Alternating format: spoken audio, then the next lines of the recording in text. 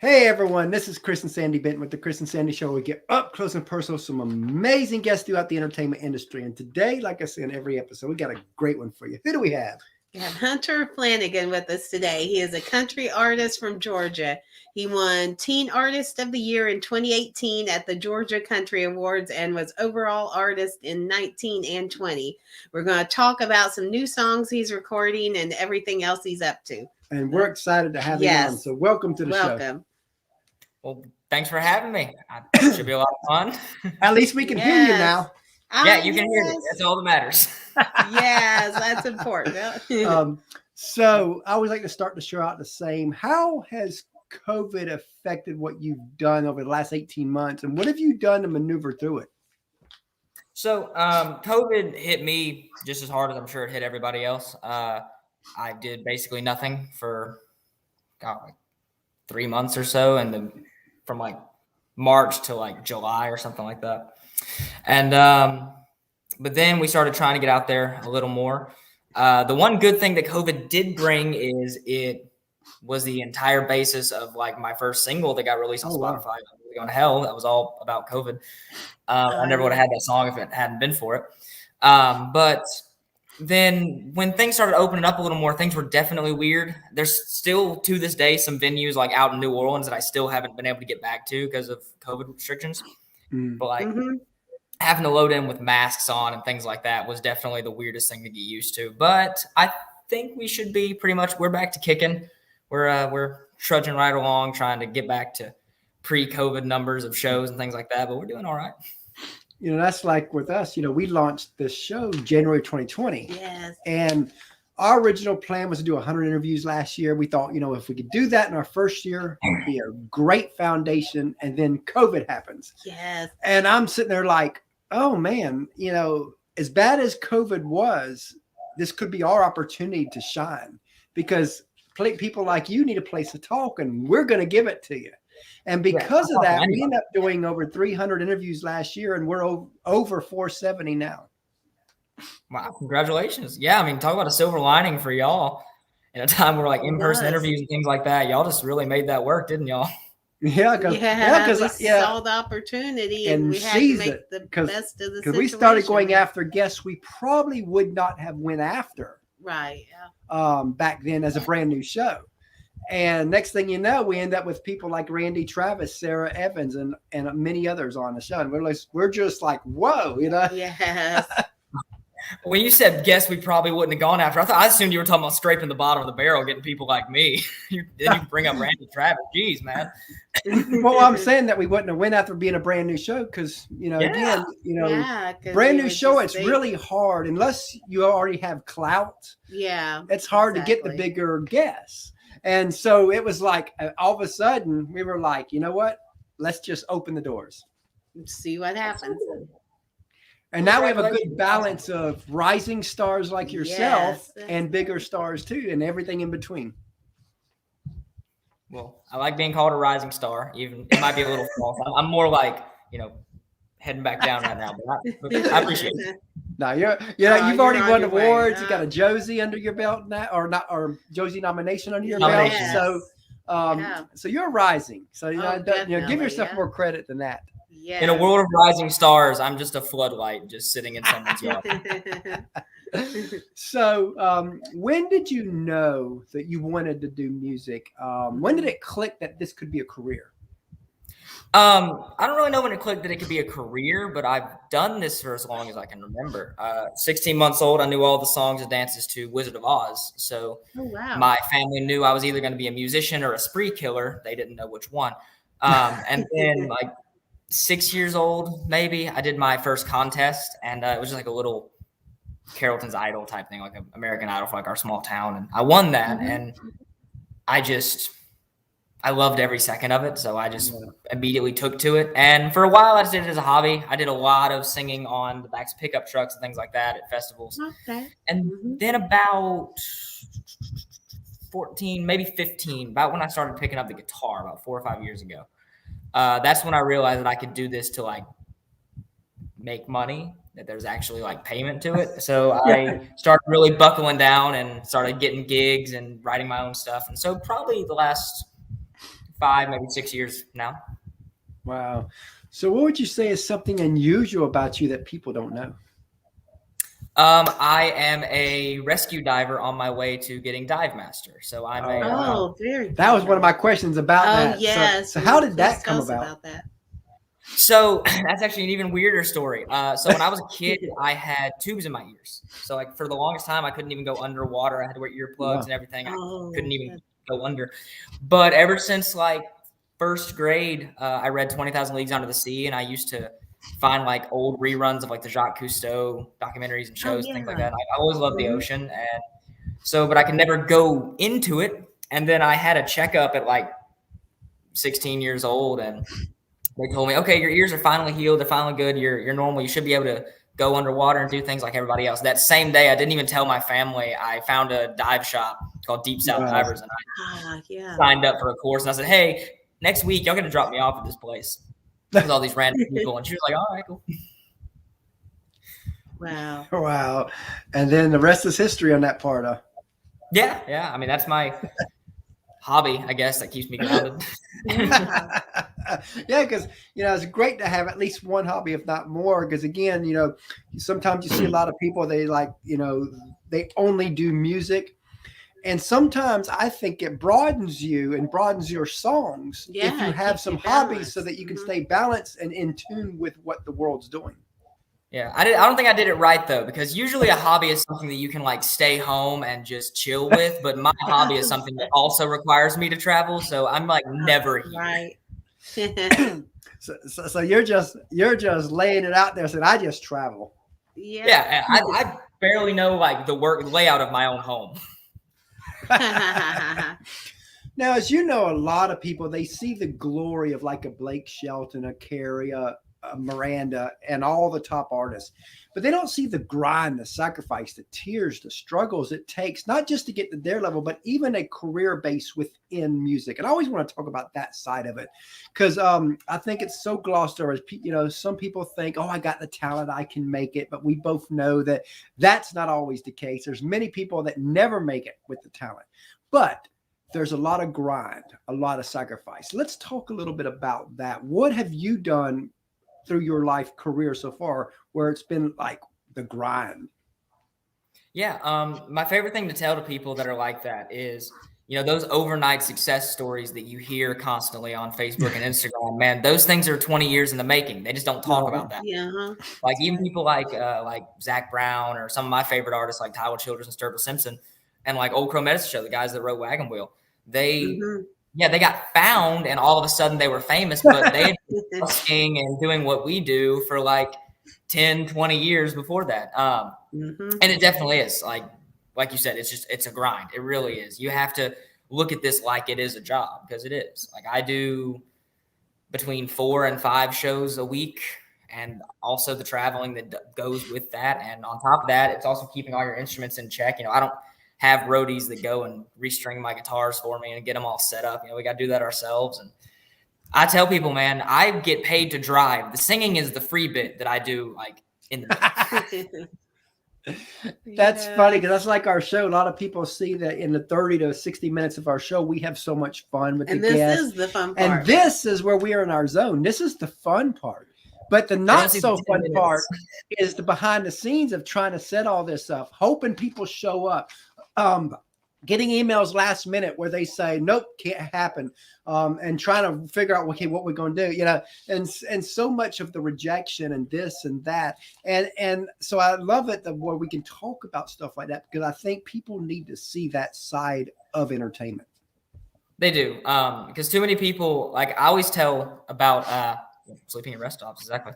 I slept in a rest stop last night. I always tell people, because people always tell me, like, I do a lot of shows in Nashville and places like that. And they tell me, oh man, Nashville, like City of Lights, fantastic. Don't you love there? No. I hate Nashville. Can't stand Nashville. Nashville is a dirty town full of dirty people and the cleanest cowboy boots I've ever seen, because they just bought them that day. Anybody who because Nashville is like where country music goes to die, because people go there and they think that they're going to make it. Like it's going to be like a Loretta Lynn story or like an old story where like you're going to go, you're going to get seen, you're going to be famous overnight. And that's not how it works. It's a 10-year city for a reason. Yeah. Yeah, exactly. It really is. Like that Ward Davis song, 15 years in a 10-year town. That's what we do. Wow. And a lot of people don't realize, what Nashville really is great at is the songwriting side. You're probably not going to get famous as an artist if you stay in Nashville, but songwriters, they have way more to like earn from there. And the bad thing about songwriters now is they get cheated when it comes to streaming. So, you can't win. Yes. Oh yeah, you're talking about you get 100,000 streams on Spotify and they give you half a penny. Yes, that's crazy. It's just crazy. And so it makes it so everything that's coming out makes it so much harder for artists to make it in this day and time. I mean, I remember a friend of mine, we interviewed Joe Kelly with CDX Nashville. He's in the distribution of music. And he was telling us how in the 90s, because CDs were so big then, he said they were making a killing, because CDs were getting pumped out. And he says by 2000, you had to do this big change, and it just changed everything. Yeah. It's kind of weird that like there's like no money in the producing your own music side of things. Like there used to be, to make the money, you sold the records, then you went on tour and like wanted to do shows just because it's fun. Now it's the exact opposite. Like the shows are what makes you money, and the records you do just to get your name out there. It's kind of weird. And then COVID comes along and destroys the touring side. Yeah, you go perform. And it's like, y'all, artists just can't catch a break. Like you said, it flipped. It used to be you made all your money off of the product. And touring was just a supplement. Now touring became the money, and then all of a sudden that got taken away. Oh yeah, it comes with the territory though. Like I tell people, I'm professionally unemployed, so I just take what I can get. Love that. Now, we talked a little bit about the sacrifice side. Let's flip the script and go the other way. What are a few moments where you're like, wow, that happened? I guess the first thing that comes to mind is, of course, being able to open for a lot of the artists that I've opened for and getting to meet people like Mark Wills and like Gene Watson and Confederate Railroad, like some of the people that I saw as heroes growing up, getting to meet them, and I just basically chewed their ear off talking to them and making them like miss half their show because I won't leave them alone. I won't leave the green room. And like even people like Herman's Hermits, like the guys who wrote like Henry VIII and Mrs. Brown, like some of my old, like my favorite, like 60s British invasion music. I got to meet the people behind that. That's so cool. And doing like scholarship. Sorry, I'm looking at my mantle right now to get ideas. Like doing the scholarship with Republic Records, like getting to meet the owner of Republic Records and seeing like the backside of things. And just things like that are just fantastic. And I wouldn't trade those opportunities for the world. And speaking of opportunities, you're going to perform a song for us, right? Yeah, sure. Now's the time. The floor is yours. The floor is yours.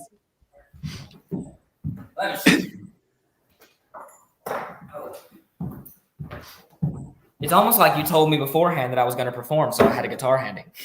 How convenient. Yeah. So I hate to pull the curtain back, but so tell us about the song you're going to perform, and then the floor is completely yours. So, oh wow, that's a lot of me. I don't like seeing that. Okay. So this is an original. This isn't the two that are released. This isn't Broken or World's Going to Hell. So this is some unreleased content just for y'all, just for Chris and Sandy. Oh, exclusive. We love it. And whoever else happens to be eavesdropping on our private conversation. Yes. So I'm a sucker for like funny songs. Like I grew up with things like Papa Loves Mama and like Garth Brooks and people like that who kind of had like a sense of humor in their music. So I wrote this song about a loving husband, grandfather, kind of getting with a gold digger, and it's one of my favorite songs.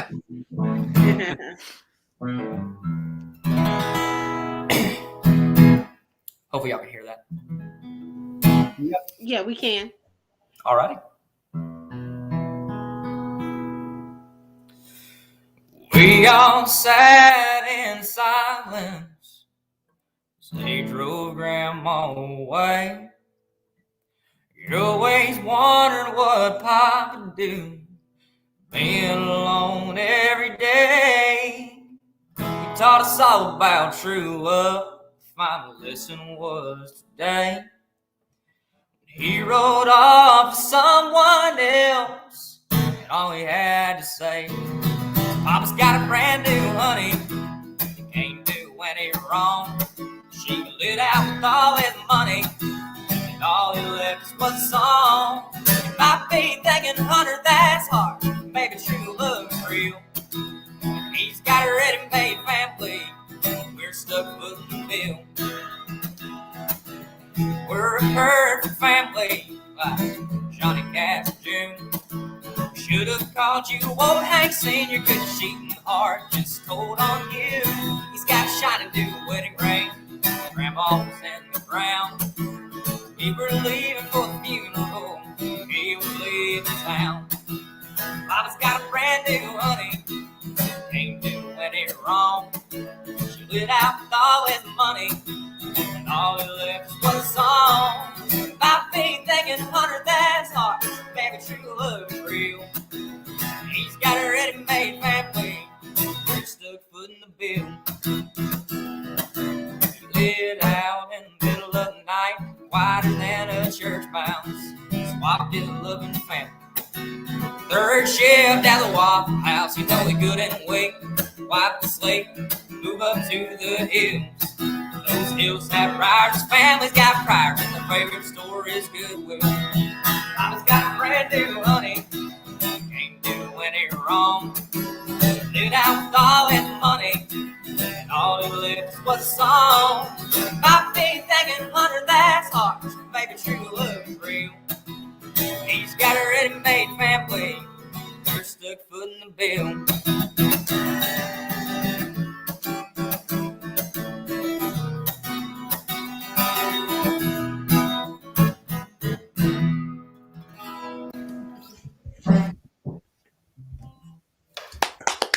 Oh, love it. What a fun song. I mean, you got to have fun too, right? Yes. Oh, you have to. Yeah. I'm terrible at writing slow songs. I'm surprised that like Broken even made it past my writing book. Because like every song I write, like even World's Going to Hell, when I wrote World's Going to Hell, it was supposed to be a super somber, soft song, like a kind of like an old school like folk song type thing. And then I wrote the lyrics and I'm looking, I was like, screw it. We'll put it to a Johnny Cash beat. That'll be fun. Oh, wow.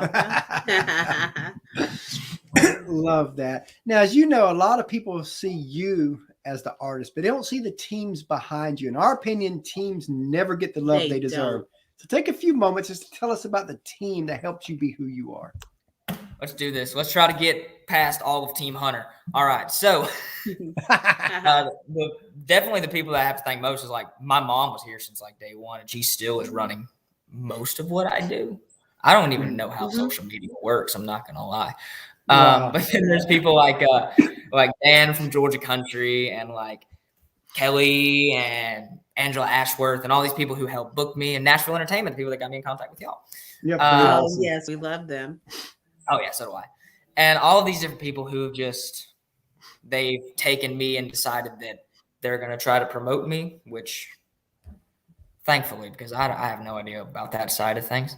Well, thank you, Jennifer. I just realized there was messages down there. But a lot of the other people I have to thank are people like a lot of mentors. Because when I got into country music, especially the type of country music that I do, the more old school outlaw type country, most of the people that do it are older, that have been doing this for a long time, that are suckers for like the Hank Williams and Johnny Cash and things like that. And it's very easy for like those people. It could have been very easy for them to make this hard for me to get into this type of music. But people like Greg Irwin and Eric Clanton and Freddie Shelby and all these other people, Rob Grader, names on top of my head, that just literally took me in and decided to just show me the ropes. And like even like Greg Irwin, like I got this guitar and he made me this strap. Like he's like definitely one of my best mentors. And just a lot of people like that who just, I would not be anywhere near where I am without those people, because I'd just be lost trying to figure out how to get a gig at like a La Fiesta still. Now, you talked about your mom. Tell us a mom story, and you probably got 1,000 of them, but tell us a story that stands out where she went above and beyond for your passion, your career here, that you're like, wow, she gets that this is what I want to do. Well, just like off the top of my head, the fact that she still to this day like goes to a good like 80 to 90% of my shows because she doesn't trust me on my own, I think.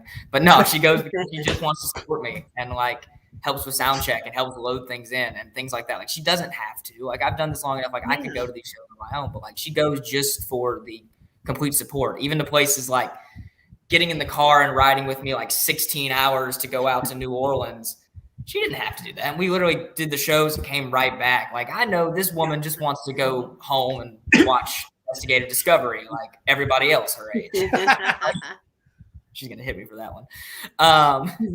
But no, like things like that. And just being completely supportive of it when I was a kid. And you know, everybody else is like, I want to be a doctor. I want to be a lawyer. And I just said, I want to try to make garage band a suitable career. And she was like, all right, cool. I guess we're doing it.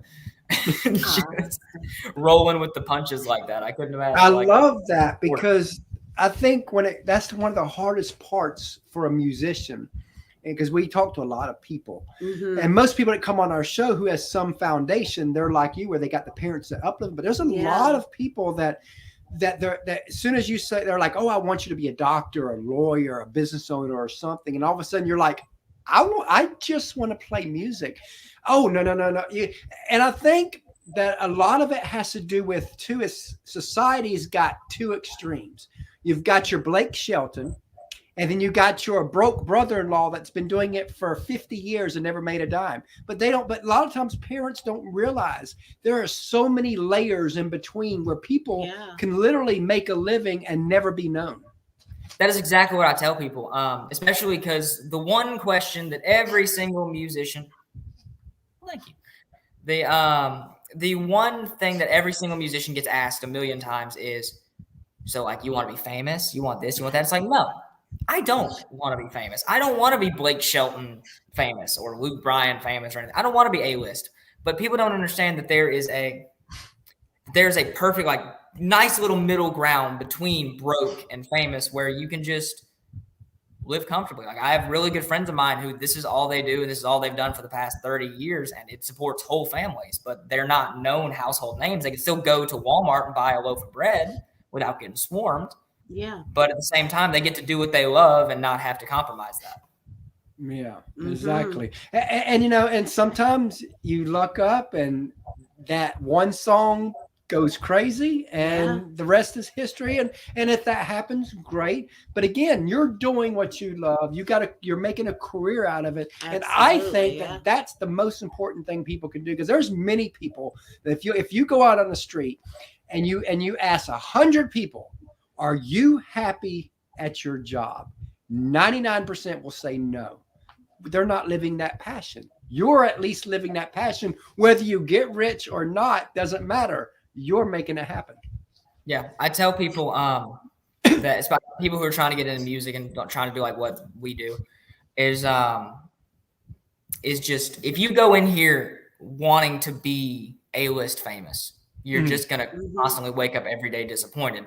I tell people every day, I'm like, I'm happy where I am. If I don't advance another level, if I don't gain a single new follower, if I just stay steady where I am for the rest of my life, I'm happy.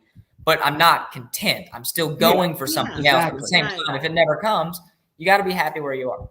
Yeah. And I love that you put it that way, because that's what I've always said. It's funny you said that, because I always tell people that you need to be happy where you are, but not be content where you are, because there is a difference. There's a total difference. Yeah, because I'm always pushing for the next thing, and my promoters are always pushing for the next thing, and my mom's always pushing me with the stick towards the next thing. But yeah, at the same time, if tomorrow I got told by like somebody that, hey, you're going to live to be 90, but you're never going to advance farther than where you are, but you're still going to be able to do what you're doing, I'd still be happy, but I'd still be going. Love that. Speaking of family and teams, we have a third co-host, our little 9-year-old that we bring on and ask a couple questions. So Sandy's going to go get him. Yeah, I'll get it. And we've got a 2.5-year-old daughter that when she gets older, she'll be plugged in the show too, because we are a family affair show. That's awesome. So while she's getting him, what is something that's happened on stage that's kind of funny that you can tell us? I have the one that I always tell people because I have a weird thing at my gigs where recently people wonder why I don't look like directly at the audience. I'll usually look above them, and in smaller venues it's kind of more noticeable. Mm. And there's a specific reason for that because I was performing at Old Red, which is Blake Shelton's bar out in Gatlinburg, and I was performing there, and I was on the stage. I was going fantastic. I was doing like White House Road. I was doing a really high energy song. I was really feeling it, and this 20-something-year-old, like blonde girl, like one of the prettiest women I've ever seen, walks up to the stage, puts a tip in my tip bucket, looks up, looks me directly in the eyes, and just yells above the crowd, "You have crackhead eyes." And to this day, I don't know what she meant, but I have never made eye contact with a fan since. Oh God, I love that story and perfect timing. Hi, Hunter. So, what's your favorite food? My favorite food? Ooh, that's a good question. I'm a sucker for like a good lamb chop or something like that. But I'm more of an adventurous eater. So if you bring me like lamb brains or bone marrow or something like that, like I'm completely content. And what's yours? Mine is pizza. Oh, you can't go wrong with that though. What toppings? What toppings on the pizza? Because that's very important. Pepperoni, sausage, and supreme. He's got like 3 favorites. My man. All right. He's a meat eater, definitely. Yes. So, what's your favorite TV show? My favorite TV show. Let's see. I like crime drama, so like Peaky Blinders, Sopranos, things like that. I'm a sucker for like gangster shows, things like that. What about you? Mine is SpongeBob. All right, can't go wrong with SpongeBob. I've watched SpongeBob ever since I was a kid, man. Yeah, what's been cool too, because we bring on artists and actors on the show that he watches a lot of the Nickelodeon Disney shows. So I reach out to his shows people, and we've been able to bring a lot of people from his shows on our show. That's so cool. That's actually really cool. I would love to have met like some of my favorite actors from TV shows. Oh, me too. I'm always awesome.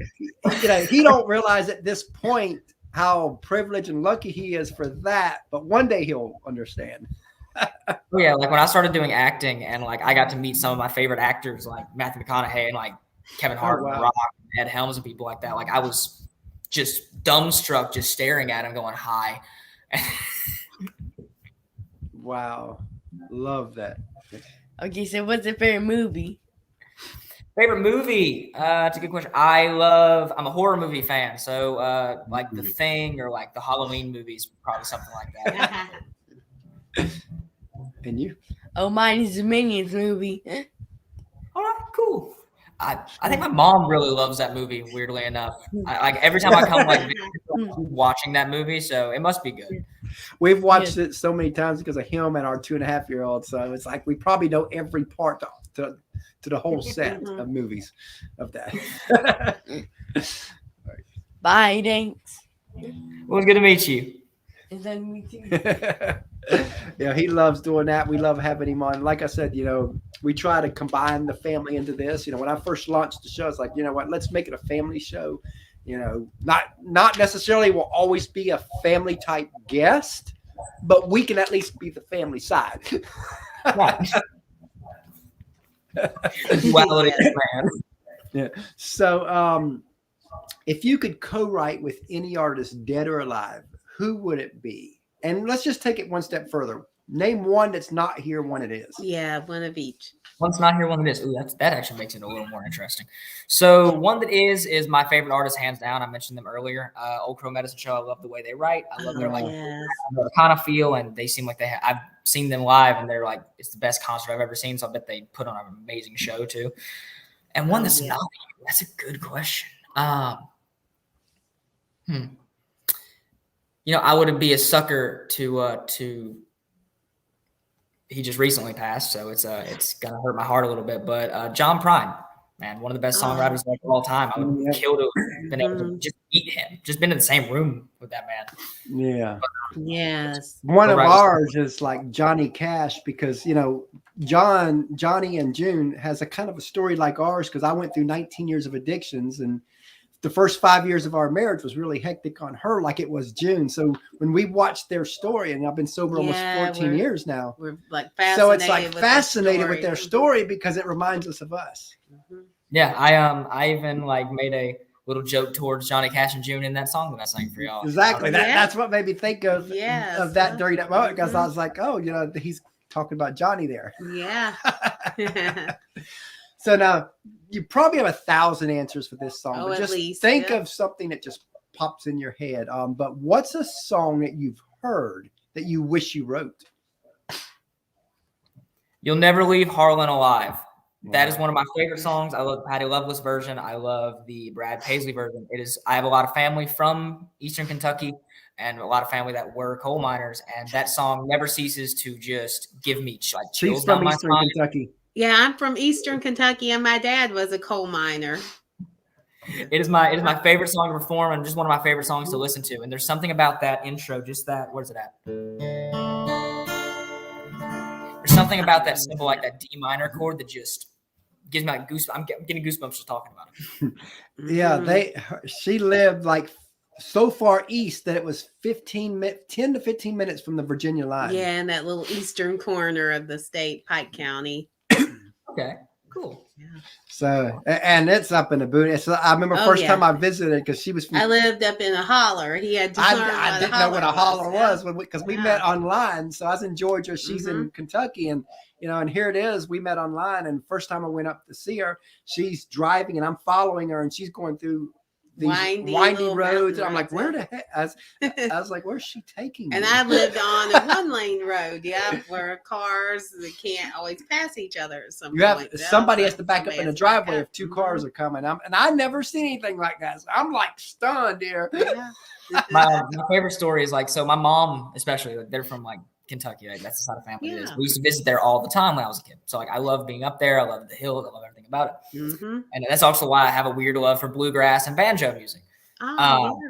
So I'll never forget it. Like, she was telling me stories of her growing up, and like, she used to be like in beauty pageants, things like that. And she told me, she's like, yeah, I was the queen of the ham festival. And I said, what the hell is a ham festival? We used to go chase a pig every year at the festival. We greased up a pig and try to catch it. This is a real thing people did.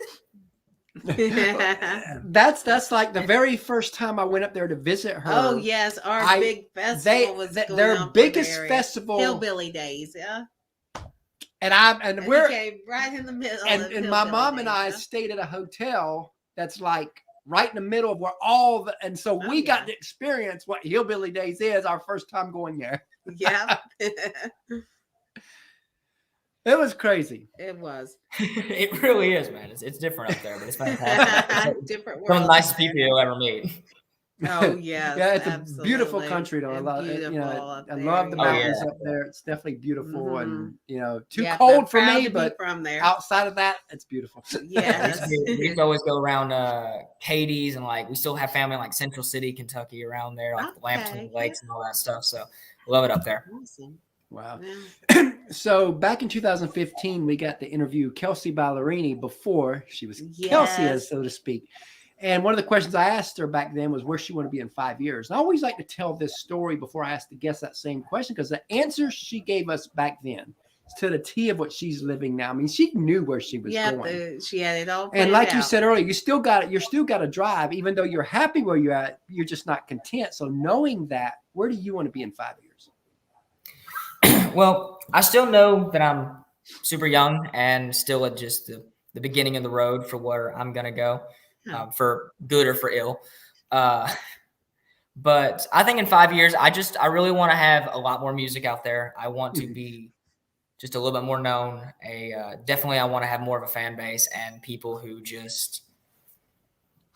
I'm a sucker for. I'm not one who tries to get a bunch of like fans. Like, I like to have like every single fan I have. I know that the few fans that I do have, they would follow me to the ends of the earth. Wow. And I like having like more of a family as opposed to a fan base. And I just want to, build that. As long as I'm not like living under a bypass in 5 years, I'm happy. But no, I just want to push this farther and definitely be moving past the restaurants and the menu venues, as I call them, and more into ticketed events and stuff like that. Awesome. What are some sources of inspiration for you? So I have some of the weirdest sources of inspiration because my mom was an 80s hair band fan and like listened to a lot of like 70s and 80s rock, like back all the way back to like 60s rock, like 60s, 70s, and 80s. So when I was in the car with her, we'd jam out to like Styx and Alice Cooper and Queen and Rolling Stones and like some weird like rock, like basically the best of rock music. Yes. And then when I was in the car with like my brother, we would listen to Randy Travis and Junior and Johnny Cash. So I have this weird mix of both of them. And then when I started listening to my own music, I became a sucker for a lot of bluegrass and things like Old Crow, Balsam Range, Dooley Bright, things like that.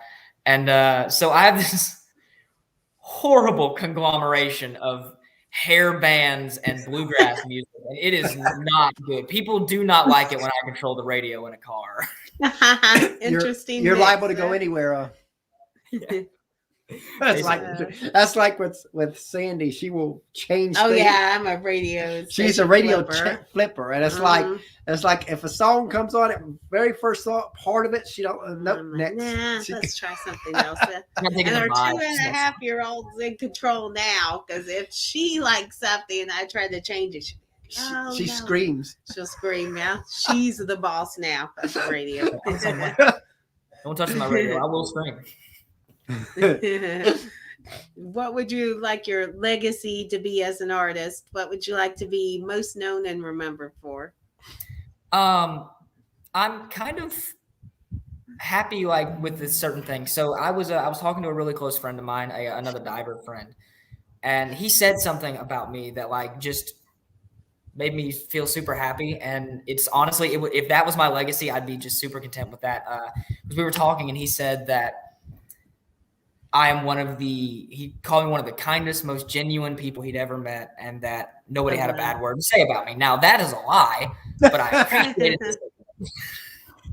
And I just like being known as a guy that people can talk to and somebody that is always here. My door is always open for anybody. Like that's all I care about. Love that. Love that. Awesome. And if you could say anything to your fans and followers, what would you want to tell them? Well, hi to both of y'all. No, but thank y'all so much for supporting me and letting me do what I do. It takes your hard-earned money to keep me unemployed. But I couldn't have asked for a better fan base, honestly. Like anything I put out, like they're right there, just chomping at the bit to listen to it. And I love seeing people at shows. Like I was at a show in Nashville and someone came out and had a copy of like a movie that I was in and wanted me to sign it. And that was just, it makes my little narcissist heart happy. So I'm just genuine. I'm genuinely just thrilled and shocked every day when I see that there are actual people. Like I get comments on like Facebook and things like that. There are actual people that listen to me and listen to what I have to say and what I do. Like that is just so bizarre. But thank y'all so much and stick around. I promise it gets better. Love that. So as we come to a close here, and let's say you had a friend of yours and you heard him or her sing and they have something special and they feel called to music, but they're still getting their feet wet out there. So what advice would you give that specific person to kind of help guide them the next few years? Definitely stick with it. Be prepared to be told no 1,000 times in 1,000 different ways. Learn to love that word because it makes it easier to swallow. Go out, even if it's just at a coffee shop or something, just get some experience singing in front of people. Learn some cover songs, learn some songs people love. Leonard Skinner always goes well. Just get out there and do it. Just do it. Like, don't wait until tomorrow for what could be done today. We don't know how many days we got left on the earth. So if you want to learn guitar, like everybody always tells me when they see me pull out like a banjo, they're like, oh, I bought a banjo 10 years ago and I never got around to learning it. Just go learn it. You don't have to be good. Just learn a couple chords, learn to pick a little bit. And I promise you, you won't regret it. Even if you just never progress past a campfire guitarist who just brings it out every time y'all go camping. you're still going to love it. And it's still a lot of fun. And I've never seen anybody who like told me that they learned guitar and hated it. Like just get out there and sing or act or open that coffee shop y'all wanted to open, just whatever you want to do. And I love what you said there, because we had Christian artist Matthew West on earlier this morning. We did. And he's got a song called What If. And the it's a whole great song is yeah. about what if today's all I got. Yeah, what if today's my last day. Yeah. And I love and you kind of tied into that earlier, because again, we don't know. Today may be all I got. So we might as well live the life that we're supposed to live. Yeah, and that's how I try to live my life. That's why I got into singing and acting and scuba diving and even like things like my beekeeping and weird things like that are just like one-off things that I've done. Like if I find something that I want to do, like there's no sense in not doing it if I have the means to do it. You only live once. And yeah, so it's true. So true. So tell everybody how they can find you. Yes. All right, this is my favorite part. So if y'all want to find me, I've got Facebook, Instagram, YouTube, all that millennial stuff. It's Hunter Flanagan, Flanagan. A lot of A's, a lot of N's, no I's. If you put an I in my name, you might find a Hunter. He might be able to sing, but it ain't going to help me because it isn't going to be me. The website is thehunterflanagan.com, spelled the exact same way. I do weddings, funerals, bar mitzvahs, anything that pays, really. I have no shame. And that's about it. And don't forget to stream World's Going to Hell on Spotify, Pandora, and all the other places music is sold. And Broken should be coming out pretty soon. Love that. And we really enjoyed having you on the show today. And we look forward to having you back down the road. Yeah, definitely. I love doing interviews. And I really like y'all. Y'all were nice. And y'all were super sweet when I could not figure out how to get the sound to work. And I was just aggressively. No problem. You ever just aggressively try to learn sign language in a moment and you're just doing things you're like, I know they're going to understand what I mean. But because I'm like, at least you could hear us, because you could hear us, because sometimes there have been one time once or twice where we couldn't hear them and they couldn't hear us, so we're trying to communicate. And I forget there's a little chat box behind the scenes of this software too that we could have But like I said, we really enjoyed. It was fun, and we look forward to having you back. Yes. Yeah, definitely. Thank y'all so much for having me. Thanks for your time today.